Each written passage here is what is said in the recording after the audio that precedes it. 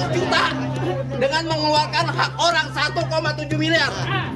Eksekusi puluhan rumah diwarnai protes warga di kawasan Pulau Gebang, Cakung, Jakarta Timur, Rabu siang. Dan mereka sudah mengakui. Meski ada penolakan, Pengadilan Negeri Jakarta Timur tetap melanjutkan penggusuran dan menjelaskan jika lahan yang ditempati warga milik Perumnas. Melihat rumah mereka dihancurkan, sejumlah ibu-ibu menangis dan meminta petugas menghentikan penggusuran.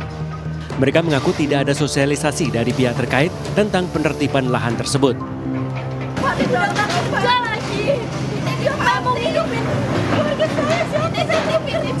Warga protes karena tidak mendapatkan ganti rugi, namun dijanjikan akan direlokasi ke rumah susun Cakung. Padahal warga mengaku telah membeli lahan dari seorang mafia tanah dengan harga puluhan hingga ratusan juta rupiah. Total lahan yang dieksekusi seluas 38.000 meter persegi di Jalan Dr. Sumarno, Cakung, Jakarta Timur. Sudah dari udah 25 tahun lebih tinggal di sini. Bapak saya dari sebelum ini ada orang di sini. Harapannya apa Mbak pada pemerintah? Saya pengen keadilan doang sih guys. Bapak saya sakit. Nggak ada kerjaan lagi, tinggal di mana? Rencananya lahan tersebut akan dibangun perumahan rakyat sesuai program pemerintah untuk masyarakat berpenghasilan rendah. Dari Jakarta, Rio Manik, iNews melaporkan.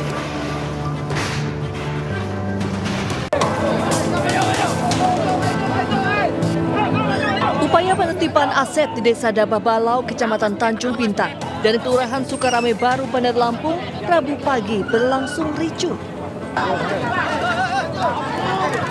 Puluhan warga yang menolak penggusuran berupaya mengadang aparat gabungan dan alat berat yang akan merobohkan rumah mereka hingga bentrok tak terhindarkan. Isak tangis warga pun pecah. Beberapa di antaranya histeris dan jatuh pingsan ketika rumah-rumah mulai diratakan.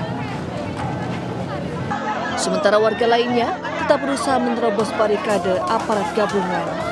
Lahan yang ditertibkan ini diklaim merupakan aset pemerintah Provinsi Lampung dan telah bersertifikat resmi. Pemprov juga mengklaim telah melakukan sosialisasi sejak tahun 2012 lalu saat jumlah bangunan di lahan tersebut masih sedikit. Namun seiring waktu permukiman semakin padat tanpa dokumen kepemilikan yang sah. Sementara warga pun memiliki pandangan berbeda. Warga menilai ada kejanggalan dalam dokumen yang digunakan pemerintah sebagai dasar penggusuran. Menurut warga, sejak tahun 1985, tanah tersebut digarap oleh karyawan perusahaan sebelum tiba-tiba muncul klaim dari Pemprov pada tahun 1997 silam. Awal itu kita juga beli sini. Oh beli Pak? Beli. Oh Pakai duit gitu loh ya. benar. Bukannya isinya kita gratis gitu rumah enggak. Jadi kayak Pemprov ini nggak ngerti perasaan orang yang di bawah itu gimana gitu. Benar. Meski diwarnai ketegangan dan isak tangis warga, proses penertiban lahan tetap berjalan. Warga yang mulanya bertahan akhirnya menyerah dan pasrah melihat rumah mereka rata dengan tanah. Dari Bandar Lampung, Andres Afandi, iNews melaporkan.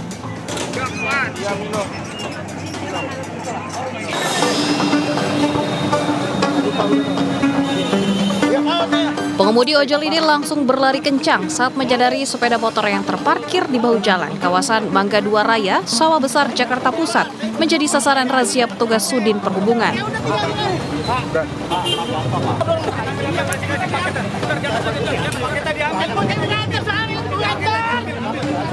Meski sempat terlibat aksi tarik-menarik yang berujung nyaris baku hantam, namun sayang usahanya sia-sia lantaran petugas tetap mengangkut paksa kendaraannya ke atas truk.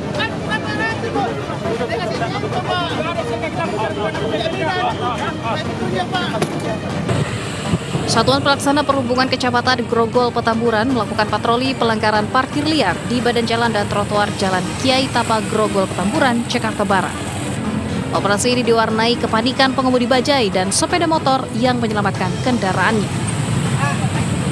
Untuk hasil hari ini sebanyak 46 kendaraan roda 2. Selanjutnya kami juga melakukan himbauan-himbauan kepada masyarakat untuk tidak melakukan parkir di sepanjang jalan atau di trotoar.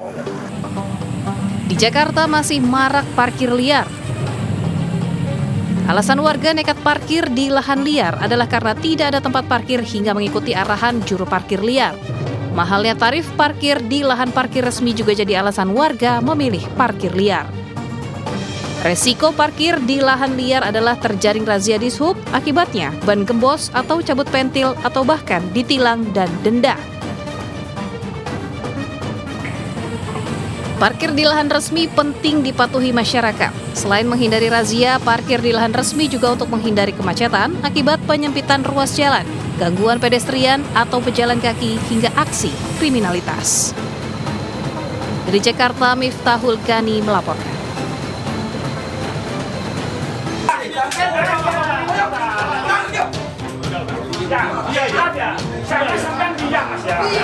Sejumlah pegawai honorer Pemkab Bangkalan tersulut emosi saat hendak mempertanyakan terkait jaminan hari tua mereka di kantor BPJS Ketenagakerjaan Cabang Madura, Jawa Timur.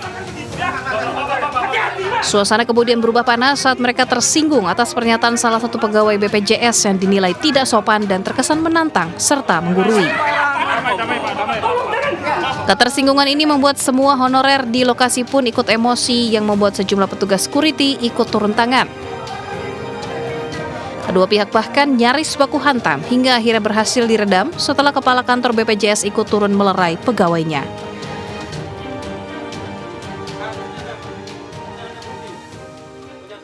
Nantangnya seperti apa, Mas? Nantang gini, HP-nya disuruh buka, intinya itu buka undang-undang, pegawai itu gak terima, HP ditaruh, dia nantang gini, ayo keluar gitu, bahasa kan kaedah gitu, ini kan nantang.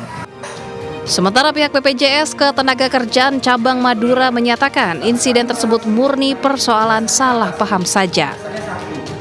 Karena salah persepsi saja.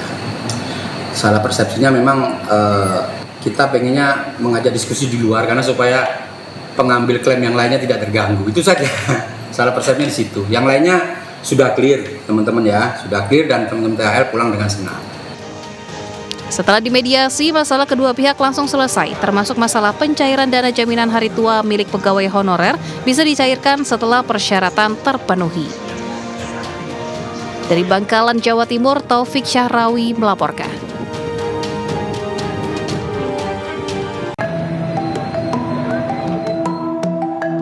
Larangan jual gas LPG 3 kg oleh warung eceran sudah dicabut. Kini muncul aturan pembelian gas LPG 3 kg harus menggunakan KTP. Setelah pemerintah mencabut larangan untuk pengecer menjual gas LPG 3 kg, sekarang di Pangkalan untuk membeli gas LPG 3 kg warga diwajibkan untuk menunjukkan KTP-nya. Apakah mereka merupakan masyarakat yang berhak untuk mendapatkan subsidi gas LPG 3 kg. Dan salah satunya di Pangkalan gas LPG 3 kg yang berada di Palmerah, Jakarta Barat ini sudah menerapkan untuk pembelian wajib menunjukkan KTP. Dan untuk ketersediaannya pun dapat dipastikan ini aman, untuk stoknya juga aman, tidak terdapat antrian yang signifikan untuk pembelian gas LPG subsidi. Dan juga saya mau kasih lihat ke Anda pemirsa bagaimana proses untuk pengecekan KTP untuk pembelian gas LPG 3 kg. Dan untuk itu setiap pengelola memastikan bahwa mereka memiliki aplikasi. Nah, ini dia aplikasinya. Berikut adalah aplikasi untuk pembelian dan pengecekan KTP. Jadi nantinya untuk pengelola akan memasukkan NIK di sebelah sini. NIK akan dimasukkan di sebelah sini, kemudian untuk dicek apakah memang NIK tersebut memiliki hak dan berhak mendapatkan subsidi gas LPG 3 kg. Dan juga untuk pembeli sudah harus paham juga bahwa memang sekarang KTP ini dibutuhkan. Dan juga dari pemerintah mewajibkan untuk setiap pembeli itu harus sesuai dengan KTP wilayahnya. Jadi untuk KTP Jakarta hanya diperbolehkan untuk beli di daerah Jakarta saja. Jadi untuk KTP di luar Jakarta tidak diperbolehkan untuk beli karena itu dapat merusak stok dan juga ketersediaan yang ada. Dan juga dari pemerintah Provinsi Jakarta ini juga sudah memiliki wacana bahwa nantinya ke depannya akan ada sistem baru, yaitu sistem menggunakan QRIS. Jadi QRIS ini juga akan lebih mempermudah untuk Pangkalan, untuk pengelola dalam mengatur ketersediaan stok dan juga untuk pembeli gas LPG 3 kg. Dari Jakarta, Nora Syafikah, Ari Setiawan, iNews melaporkan. Mas Heru suruh pulang deh, Mas Heru.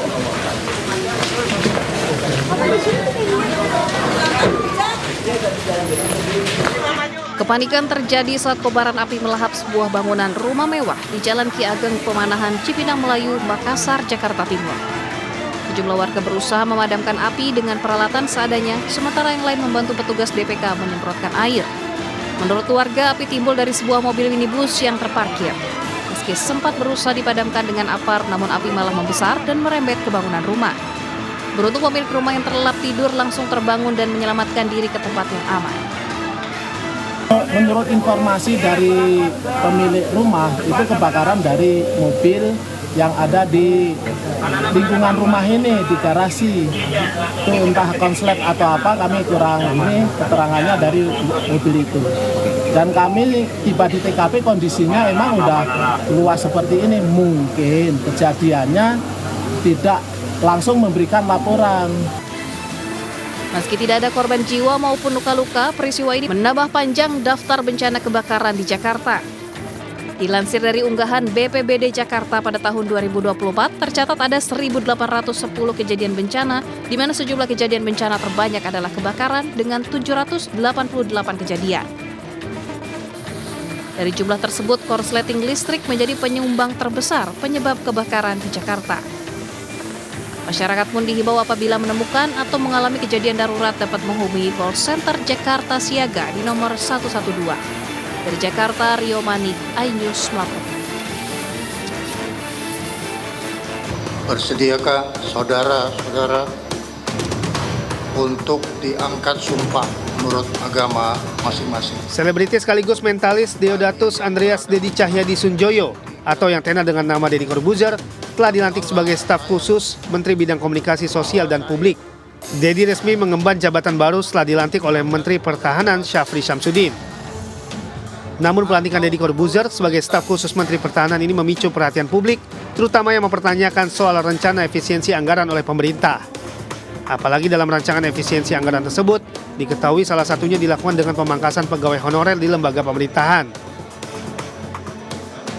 Saya rasa kalau untuk staf khusus itu dalam sisi anggaran kan udah ada pagunya. Boros atau enggaknya ya itu tergantung berapa nilai yang bakalan dikeluarkan ya. Kita kurang tahu lah untuk itu, tapi dalam aturannya kan sudah ada. Kita ikutin aja. Layak atau tidaknya mungkin publik yang bakalan menilai. Tapi bagi saya sih masih kurang ya. Kalau menurut saya sih harusnya dengan efisiensi anggaran ini memaksimalkan yang ada aja, jangan menambah lagi personil terutama dari lingkup yang memang sebenarnya nggak ada basic pertahanan keamanan, walaupun dia mungkin memang udah pernah kayak pendidikan militer atau apa ya. Ya bisa disimpulkan bahwa ini tuh yang dilakukan pemerintah itu pemborosan anggaran sih. Pasti ada alasan yang matang juga di balik kenapa akhirnya beliau diangkat gitu. Tapi kalau misalnya kita melihat kondisi saat ini nih, ada efisiensi anggaran, sepertinya rasanya kalau misalnya ditambah headcount satu lagi mungkin akan sangat membebankan ya. Jadi menurut saya sebenarnya yang penting itu yang publik perlu tahu itu transparansi. Kira-kira apa sih alasan dibalik pengangkatan ini dan kira-kira memang seberapa efeknya nih. Sebelumnya Bambang Susantono, Kepala Otorita IKN, Doni Rahajoy, Wakil Ketua Otorita IKN, dan Muhammad Ali Brawi, Deputi Bidang Transformasi Hijau dan Digital, Otorita IKN dikabarkan mundur dari jabatannya. Keputusan mundur Ali Brawi ini pun makin menuai spekulasi publik soal nasib megaproyek IKN yang kini terancam mangkrak. Apalagi saat ini pemerintah telah memblokir anggaran IKN sebesar 14 triliun rupiah.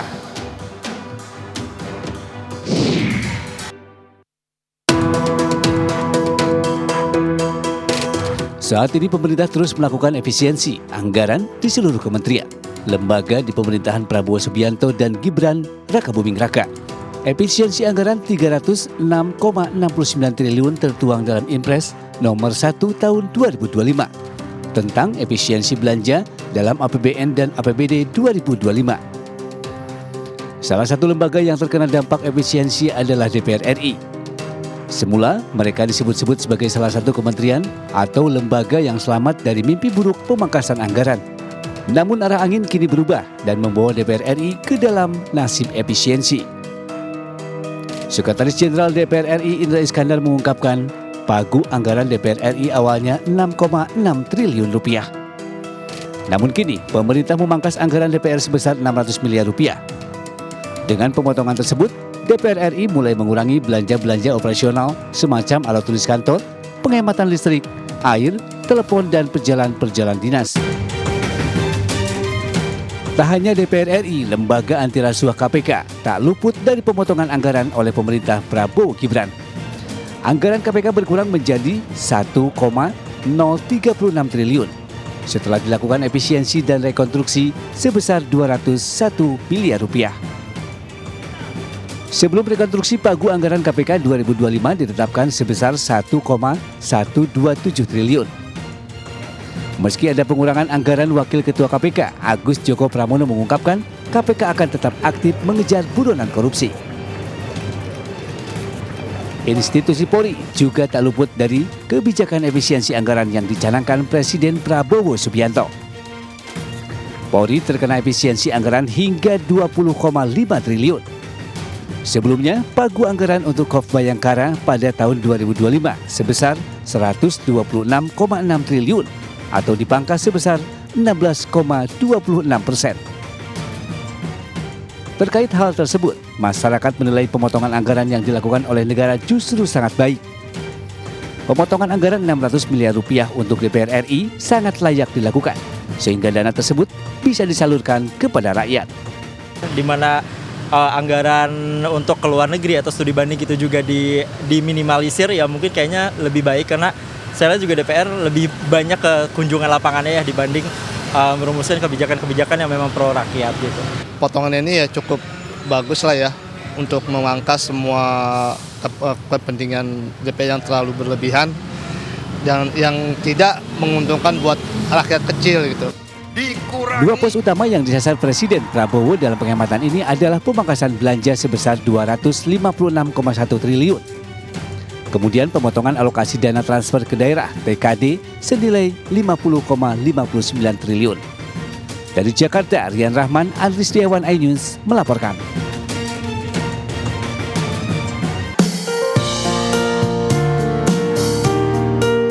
Setelah menginap semalam di Jakarta, Presiden Turki Recep Tayyip Erdogan melakukan kunjungan kenegaraan ke Istana Bogor, Jawa Barat, Rabu siang.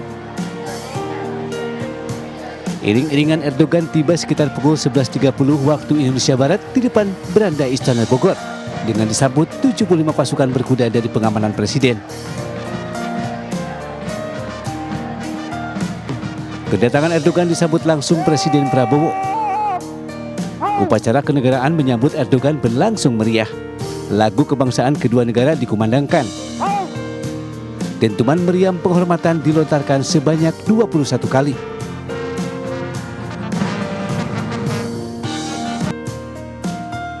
Selanjutnya, Presiden Prabowo mendampingi Erdogan menginspeksi pasukan dan memperkenalkan jajaran Kabinet Merah Putih. Dalam pertemuan bilateral itu, Prabowo Erdogan membahas sejumlah isu strategis. Pertemuan itu juga turut disepakati perjanjian kerjasama yang meliputi 12 bidang diantaranya keagamaan, energi, sumber daya mineral, kesehatan, pertahanan, perdagangan, dan lain sebagainya.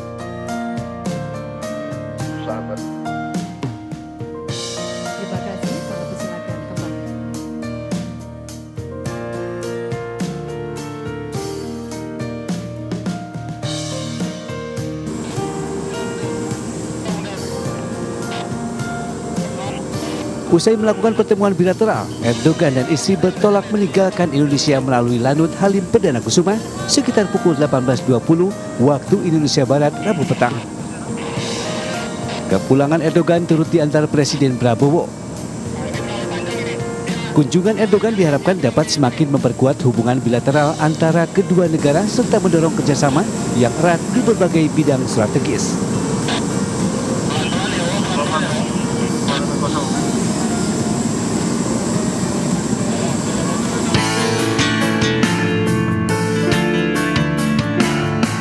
Pimpinan Pusat Muhammadiyah resmi mengumumkan 1 Ramadan tahun 1446 Hijriah bertepatan dengan 1 Maret 2025 Masehi.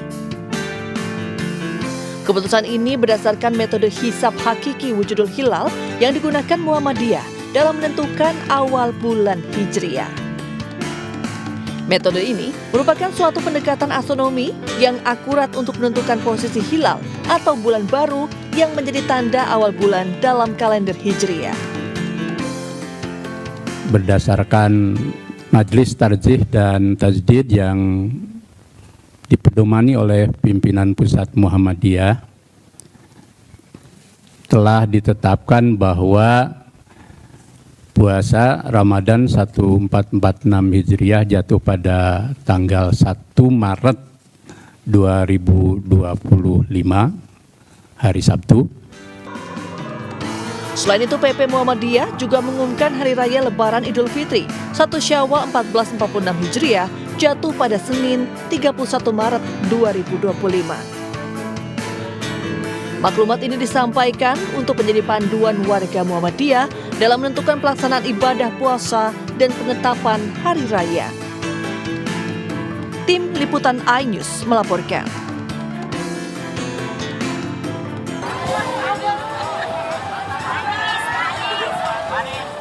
Puncak perayaan Cap Gomeh 2025 yang digelar di Pancoran Chinatown Point, Jakarta Barat, Rabu siang, dihadiri sejumlah tokoh politik dan mantan pejabat hadir. Di antara tokoh yang hadir, Gubernur Jakarta periode 2017-2022, Anies Baswedan, yang mengenakan busana tradisional Tionghoa, cangsan berwarna merah marun. Ada juga Gubernur dan Wakil Gubernur Jakarta terpilih, Pramono Anung dan Rano Karno. Pramono memilih cangsan berwarna silver, sedangkan Rano Karno mengenakan cangsan merah bercorak emas. Selain itu, turut hadir pejabat Gubernur Jakarta, Teguh Setiabudi, mantan Menko Polhukam, Mahfud MD, serta Wakil Menteri Pemberdayaan Perempuan dan Perlindungan Anak, Veronica Tan.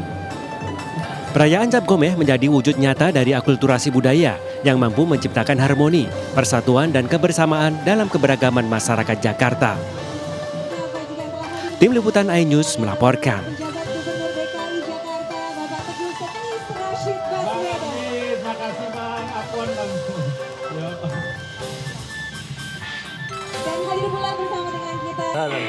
Dan akhirnya persaingan di babak pertama kick-off sudah berlangsung. Laga pembuka di pekan kelima di Gor Sudiang, Makassar, Sulawesi Selatan langsung menyajikan pertandingan sengit antara Black Steel FC melawan Unggul FC. Berstatus tim unggulan, keduanya main terbuka sejak fluid pertama dibunyikan. Namun Black Steel masih terlalu tangguh bagi Unggul FC yang harus menyerah dengan skor 3-6. Pada pertandingan kedua, Kuda Laut Nusantara melawan Tiga Raja United. Pada laga ini, Kuda Laut Nusantara berhasil menguasai jalannya pertandingan dan mengalahkan Tiga Raja United dengan skor telak 4-0. Di pertandingan ketiga, Moncong Bulu FC berhadapan dengan Sadakata FC. Kedua tim tampil memukau pada pertandingan ini.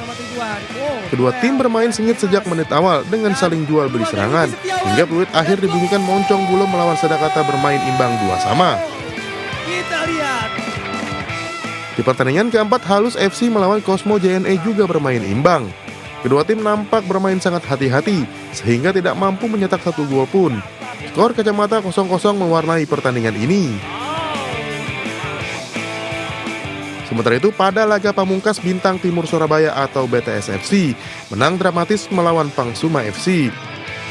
BTS FC yang awalnya sempat tertinggal di babak pertama sukses melakukan comeback dengan menang 3-2. Tim Liputan iNews melaporkan.